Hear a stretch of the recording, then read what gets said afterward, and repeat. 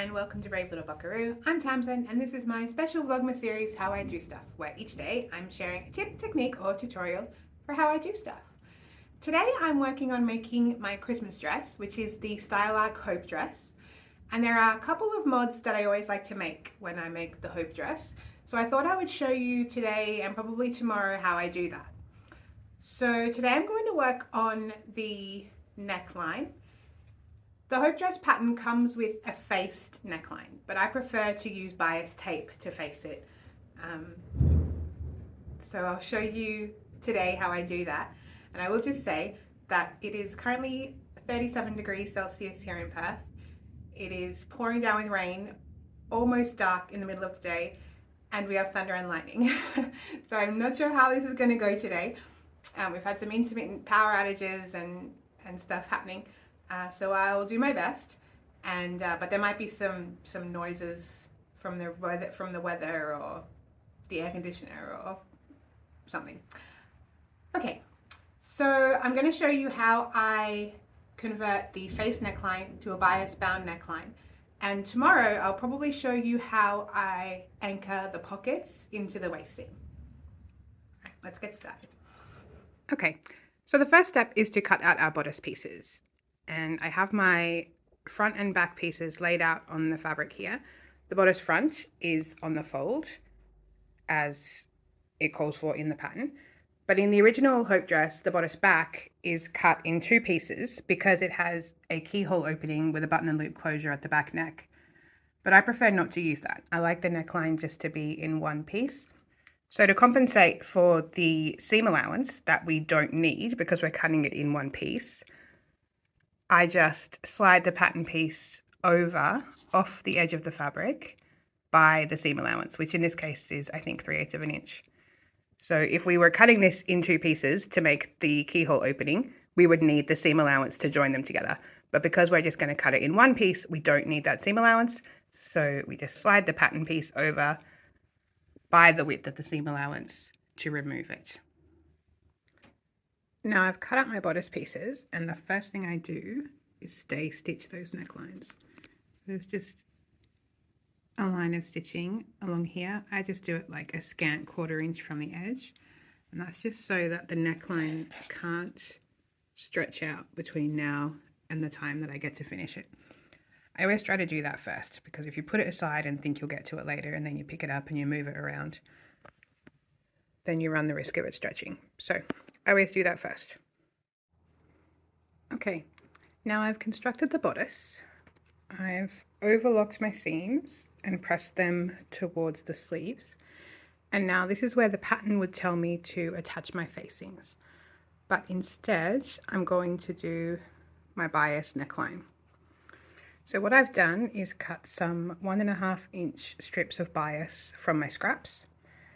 I didn't have any long enough scraps to make the full length, so I've joined them together with a diagonal seam. And I haven't folded it in half or pressed it or anything. They're just strips cut on the bias, 1.5 inches wide. And now I'll take you to the machine and show you what I do with them. Okay, so this pin here is at the center back neck of my bodice. And here I have my 1.5 inch strip of bias fabric. And I folded over about 1/2 inch and pressed on one end. And I'm going to start at the center back neck with that folded over edge. And I'm just going to sew right sides together all the way around the neckline with a 1/4 inch seam allowance.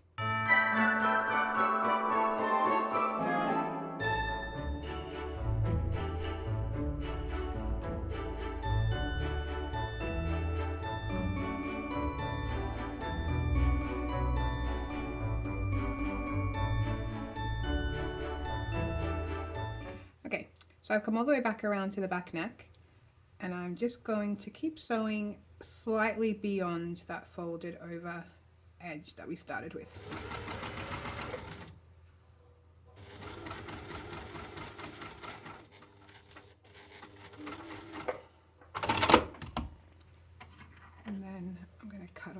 fabric there.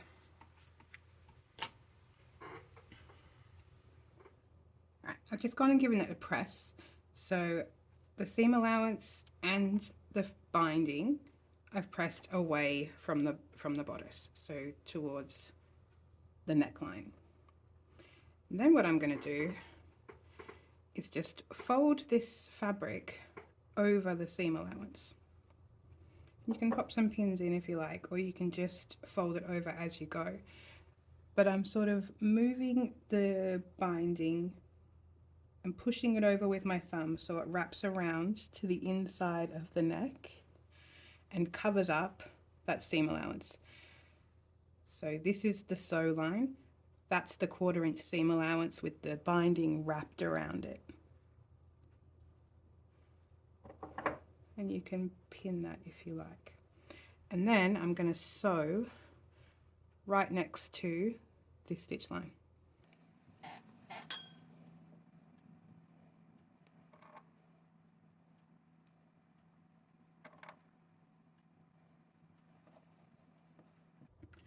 So I've got the inside edge of my foot here up against the stitch line from the last round where we sewed the binding on. So my needle's going to go nice and close to that line.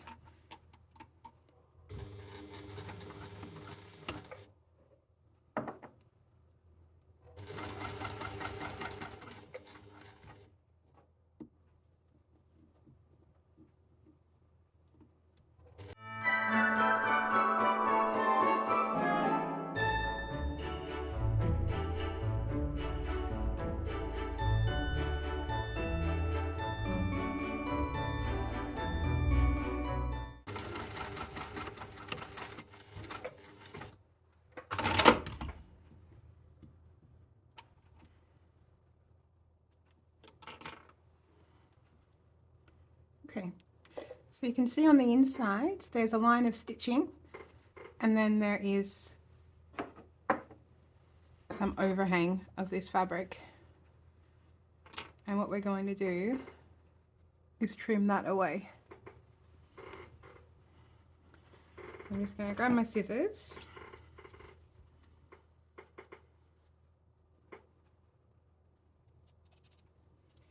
and trim that excess fabric close to the stitching.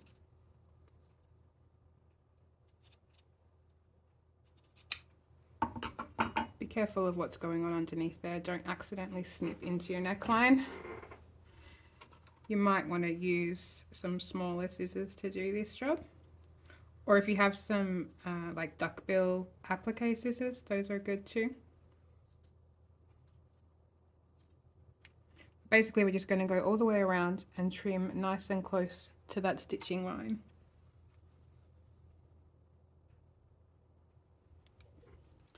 Okay, so I've trimmed all of the excess fabric nice and close to that stitching line. And you can see at the back neck somewhere here that it's nice and enclosed because we started with a folded over edge. So there's no raw seams there or raw edges there. It's all nice and enclosed. So I'm going to start at the back neck and I'm going to fold that to the inside, and then I'm going to sew very close to this edge, and then that will top stitch it to the outside. But first I'm going to put a label in there. I'm going to put it right at the back neck. It's only a tiny label, but I think that's fine. It has pockets. And I will pop a pin in there just to get me started. And when we're folding this over to sew it down, we want to make sure that that original stitch line is to this side, to the inside of the neckline, so that it doesn't poke around to be visible on the front. So we just fold that over, stitch nice and close along that seam.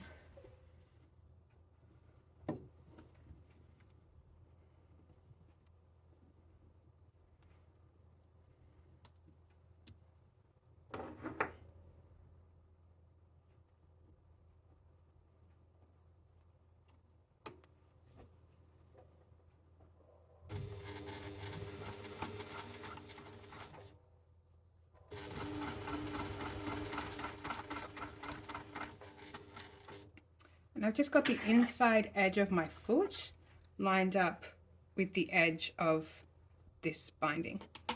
And then I just make sure that this stitching line is wrapped all the way around.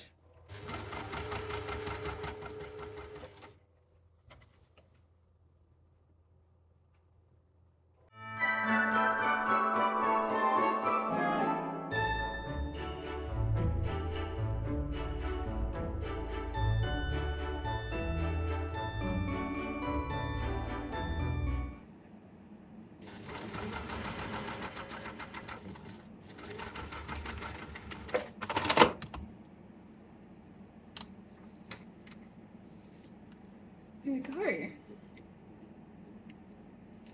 Just gonna give that a good press and show you how we went.